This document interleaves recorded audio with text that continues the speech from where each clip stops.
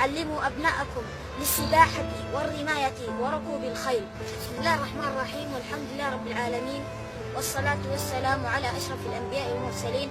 أولا أقدم نفسي، أنا الطالب عبد اللطيف جماعي إبراهيم الزيلعي الأهدل من مدينة باجل في الحديدة اليمن، وأريد أن أشارك ببعض من المشاركات وأقول: أفتتح بسم الله الرحمن الرحيم.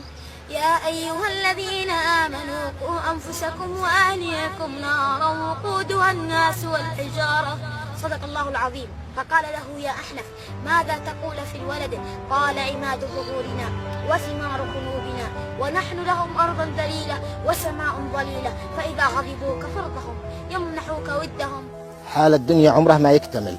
البعض إذا امتلك المال فقد الراحة، وإذا امتلك الراحة فقد المال، وإذا امتلك الراحة والمال فقد الزوجة الصالحة، وإذا امتلك الزوجة الصالحة والمال والراحة فقد الأولاد، وإذا امتلك الأولاد والزوجة والمال ربما يكون الأولاد أشرار، وإذا امتلك الأولاد الأبرار والزوجة الصالحة والمال ربما يفقد الصحة.